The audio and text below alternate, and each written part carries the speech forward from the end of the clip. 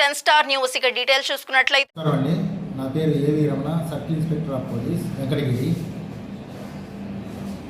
Venkatagiri police స్టేషన్లో గత 4 సంవత్సరాలుగా పనిచేస్తున్నటువంటి ఇడిగంటి వెంకటయ్య గారు హెడ్ కానిస్టేబుల్. ఈయన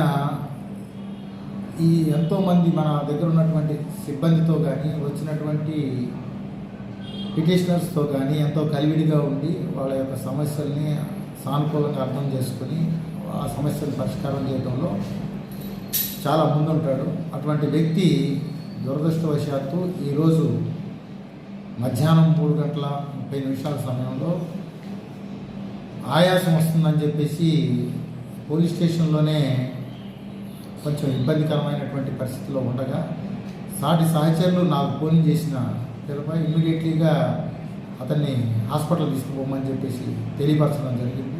వెంటనే వెంకటగిరి గవర్నమెంట్ హాస్పిటల్కి తీసుకుపోవడం జరిగింది. అక్కడ పరీక్షించినటువంటి డాక్టర్సు ఇమ్మీడియట్లీగా తిరుపతి అమరా హాస్పిటల్కి తీసుకెళ్ళమని చెప్పేసి రిఫర్ చేస్తే దాని మేరకు ఇమ్మీడియట్లీగా మళ్ళీ నాకు తెలియపరిచారు. ఇమ్మీడియట్లీగా అంబులెన్స్లో వెంకటయ్య గారిని అమరా హాస్పిటల్కి తీసుకొని పోవడం జరిగింది. అమరా హాస్పిటల్కి వెళ్ళేవారికి సాయంత్రం 5:15 అయింది. అక్కడ డాక్టర్లు పరిశీలించి అతను చనిపోయినట్టుగా డిక్లేర్ చేయడం జరిగింది.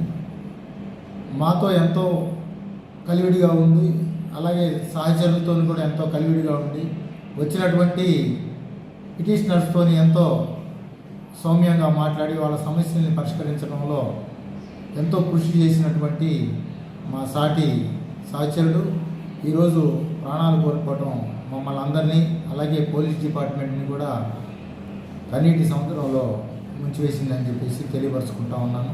వారి ఆత్మకి శాంతి కలగాలని చెప్పేసి ఆ భగవంతుని ప్రార్థిస్తూ కుటుంబ సభ్యులకి సానుభూతిని తెలియపరుస్తూ ఉన్నాను.